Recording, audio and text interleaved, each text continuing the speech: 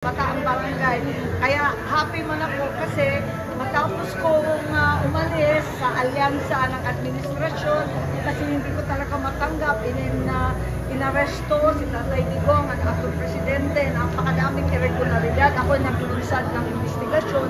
Hindi ko kinaya kaya naghanda na ako. Siguro mamampanya na lang ako mag-isa. Balay-balay, tao. Pero tumawag si Henry, sabi niya walang iwanan hanggang sa dulo.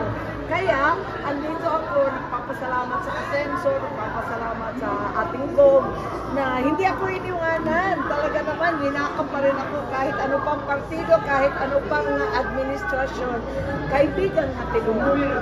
Senator, yung pagtatayo po ng Regional Specialty Hospital, yun po sa buong lalawigan, yun po yung advocacy. Well, isa sa ating advocacy, kasi isa sa ako sa mga author ng Regional Specialty Hospital, masyadong harayo induro ang Manila, yes, para sa CDO, para sa Misamis, it's too far. And alam natin, may konting golden hours lang pag heart patient. Yung nanay ko nagpatayo ng Philippine Heart Center, Kidney Center, Lung Center, Children's Center. Pero lahat naman yan sa Manila. Ang layo naman masyado. Mayroon na tayong batas, ako yung author. Wala pang pondo. Bigyan natin ng pondo, at least kada region. Total, marami na rin taling College of Medicine. Masyadong mahal magkasakit. Yan ang problema. Kawawa naman. Senator, maraming nandito matulog ng SK. An explanation. Yes, pinaliwanag ko kanina na atong BSKE, ang problema hindi nakahabol yung batas nung Enero. Kasi iba yung version ng Congress. Sa Congress, pareho po 6 years ang term. Sa Senado, ayaw nila pumayag at 4 years lang. Hindi nagkasundo, kaya siguro pagbalik namin sa June, magde-decide kung ano. Pero ang klaro sa akon at sa COMELEC, hindi kaya yung December election, kaya yung BARM election, gin-postpone to October. Between October and December, there's no time na mag-imprenta pa ng 42,000 kada barangay. Ang dami-dami niyan, hindi kakayanin. Plus, ibang klaseng election yung BARM, it's automated, tapos yung BSKE is manual. So, sabi ng COMELEC, hindi nakakayanin yan. Ngayon, babalik kami sa Hunyo, duhang semana pa ang natitira, at sana ang mangyari dyan, talagang i-cancel na yung eleksyon. Tapos kung 4 years ang pagkasunduan, ang next election natin will be 2027, soonest. Or 2029, kung ang term magiging 6 years. So yun ang gagawin natin. At yan ang looking forward kami na matapos na yan. Kaya huwag kayo malito na magkakaroon ng eleksyon kasi wala pang batas. Kaya nandyan pa sa website ng COMELEC. Pero siguro hindi yan matutuloy kasi talagang hindi kakayanin. So, ang sabi ko nga sa mga barangay kapitan, wala ng eleksyon iningatuig. Kaya, wala na kamong trabaho kundi mga kampanya para sa ako. Last message. Lang, joke lang. Pero kung totohanin ninyo, okay din.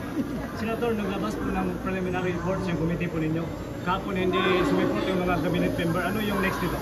So, yan nga ang problema ko kasi buwas, mayroon akong hearing sa Senate, itong second hearing.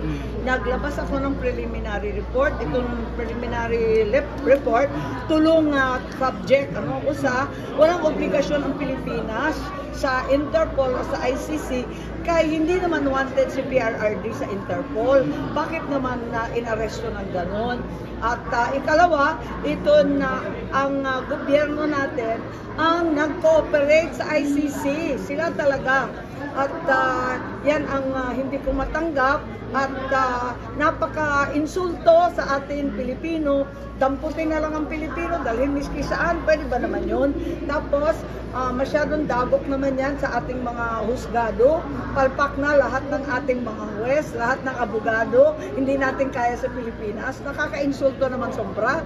Tapos, ikatlo, yung karapatan ni Presidente Duterte, hindi naman kinilala, hindi pinapasok si VP Sara, immediate family, at siya naman yung sinabi na counsel ni Presidente.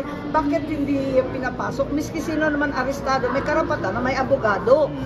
Lalo may karapatan na pumunta sa husgadong Pilipino at kumuha ng waran. Bakit hindi siya pinayagan? Basta dinampot na lang tapos dinala sa eroplano at tinangay. Hindi naman tama yun. Ngayon, gusto ko pa magkahiring kasi marami pang nagtatanong ano ba ang magagawa. Tapos yung mga OFW natin, hadlok kay nasa ibang bansa sila, ano daw gagawin nila. Tapos yung iba may kaso, kung hindi na sila makauwi ng Pilipinas, paano ba yun? So maraming tanong at ang balita, may mga warrant of arrest pa hanggang ngayon sa mga pulis, mga iba-iba pang warrant. Mamaya, ganyan na naman ang gawin nila, damputin na naman nila, hindi naman pwede yun. Kaya gusto ko sana mag-second hearing, kaya lang, magulo na naman yung administrasyon. Kahit kapatid ko yan, baka ginugulo lang nila yung kapatid ko, hinihilo nila. Kasi sabi ng kapatid ko, sabi ni Bongbong, hindi niya haharangan yung mga cabinet member, mga executive, itong mga opisyal nga pumunta sa hearing. Tapos si Executive Secretary, si Bersamin, sumulat sa akin na wala daw pupunta, wala raw testigo kami bukas. Kaya hindi ko alam, nalilito ako, alin ba talaga ang gagawin nila? Sabi ni Presidente, hindi maghaharang. Tapos sabi ng tao niya, wala daw papayagan pumunta. Ang akin na lang, kailangan malaman natin anong nangyari at wag natin pahintulutan itong insulto sa ating soberanya, insulto sa ating kalayaan. Higit sa lahat, matanda na at may sakit yan. Hindi naman tama yan, paulion na ang atong Tatay Digong. Yes, last message na lang po sa Senadora. 20 provinces officially endorsed po Asencio Pinoy. Ano po yung mensahe ninyo sa strong 20 provinces na sumusuporta po kay Senator Ivy? Yes, maraming salamat. Daghang salamat sa tanan nga 20 nga probinsya nga nag-support sa akin. Akala ko mag-isa na lang magkampanya. Handa na ako na balay-balay, tawo-tawo. Sabi ko, sige, bahala na kasi hindi na ako kasali sa alyansa. Tapos ayoko naman. Independent naman ako. Pero yung pala, may 20 provinces, may asenso. Maraming salamat at yan talaga ang kailangan natin.